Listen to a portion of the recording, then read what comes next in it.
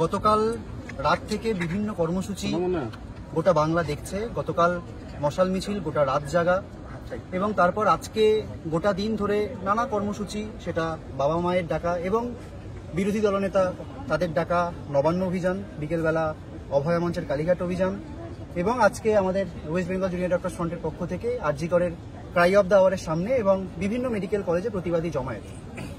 এই এত ধারাবাহিক কর্মসূচির মধ্যে আজকে কয়েকটা জিনিস এই মুহূর্তে বলা প্রয়োজন। সেটা হচ্ছে, আজকে সকালবেলা ভয়ানক কিছু ঘটনা ঘটলো, আমরা দেখতে পেলাম।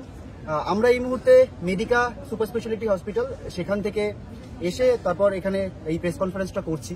সেখানে এই মুহূর্তে অভয়ার মা অবজারভেশনে ভর্তি রয়েছেন, বাবা রয়েছেন। যে জায়গাটা বলার, যে আজকে যে জিনিসটা আমরা দেখতে পেলাম, প্রথমত হেলথ আপডেট, যে জায়গাটা এখন অব্দি আমরা যেটুকু জানতে পেরেছি যে কাকুর অবস্থা স্থিতিশীল, কিছু আঘাত লেগেছে কিন্তু মোটামুটি স্থিতিশীল। কাকিমার মাথায় আঘাত লেগেছে, সম্ভবত লাঠির আঘাত, একটা হেমাটোমা হয়েছে, এক্সটার্নাল হেমাটোমা। সিটি স্ক্যান হয়েছে, একটা সার্ভাইকাল এক্সরে করার প্ল্যান রয়েছে। সিটি স্ক্যান আপাততভাবে মোটামুটিভাবে রিপোর্ট ঠিক আছে যতটুকু আমরা দেখেছি। এরপর প্রয়োজনে এমআরআই করে প্রয়োজনে দরকার হলে ফার্দার ইনভেস্টিগেশন চালাতে হবে যে আর কি সমস্যা থাকতে পারে, এবং অবজারভেশনের জন্য আপাতত উনি মেডিকাতে ভর্তি হয়েছেন।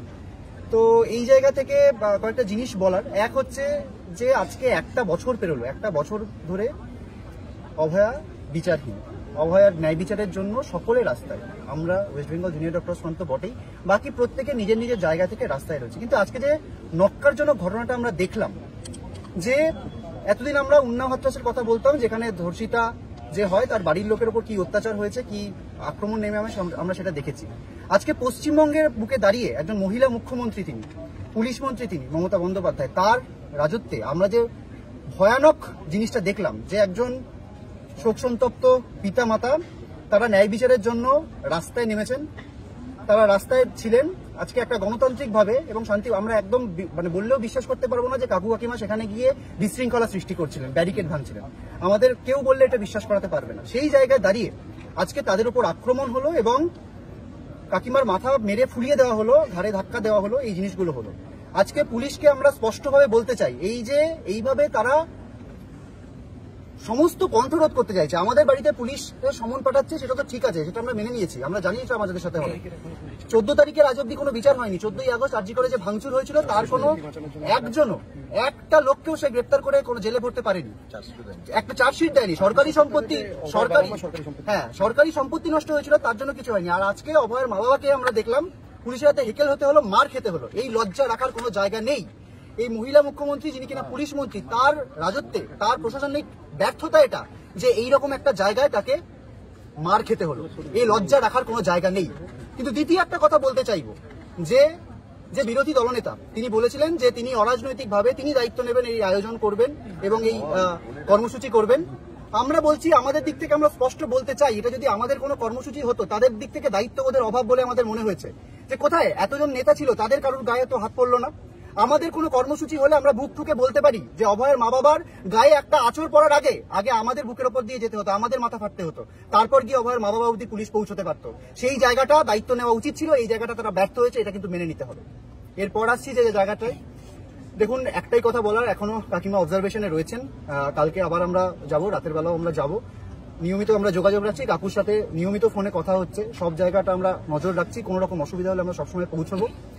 আর একটা যে প্রসঙ্গটা একদম স্পষ্ট করে নেওয়া দরকার, যে একটা প্রসঙ্গ আজকে একদম সোশ্যাল মিডিয়ায় বিভিন্ন প্রোপাগান্ডা ছড়ানো হচ্ছে, যে এই যে WBJDF এই যে অদলীয় থাকলো, এই যে রাজনৈতিক অদলীয় থাকার ফলে আজকে আন্দোলনের এই অবস্থা। দেখুন, একটা কথা স্পষ্ট বলতে চাই, আজকে আমাদের যে জোরের জায়গা, সেই জোরের জায়গাটা কিন্তু আমরা রাজনৈতিক এবং অদলীয় এইটার কারণে। কেন আমরা বলছি? তার কারণ আমরা স্পষ্ট ভাষায় এই কথাটা বলতে পারছি যে West Bengal junior doctors front, যে কোনো দল, সেটা বিজেপি হোক, সেটা সিপিএম হোক, সেটা এসইউসি হোক, সেটা কংগ্রেস হোক, তাদের যে কোনো তৃণমূল তো রয়েছে, তারা যদি কোনো অন্যায় করে, সেটা শাসনের থেকে হোক, তারা বিরোধী জায়গা থেকে হোক, তারা যদি কোনো অন্যায় করে, তারা যদি কোনো অবিচার করে, আমরা কিন্তু তার বিরুদ্ধে আমরা তার বিরুদ্ধে তীব্র প্রতিবাদ করতে প্রস্তুত। এটা আর একটা রাজনৈতিক দল বুক ঠুকে বলুক যে তার রাজনৈতিক দল যদি কোনো ভুল করে সেটা সে বলতে পারবে, সেটা বলতে পারবে না। এই জন্যই আমরা অদলীয়, এই জায়গা থেকে এটা আমাদের সচেতন সিদ্ধান্ত প্রথম দিন থেকে ছিল, আজীবন থাকবে। উত্তরপ্রদেশে বিজেপি যদি কিছু করে, কেরালায় সিপিএম যদি কিছু করে, এই রাজ্যে কোনোদিন ক্ষমতায় যদি এসইউসি আসে, অন্য কোনো দল আসে, যে কোনো জায়গায় আমরা যে কোনো অন্যায় অবিচারের বিরুদ্ধে স্পষ্টভাবে গলা তুলতে পারবো।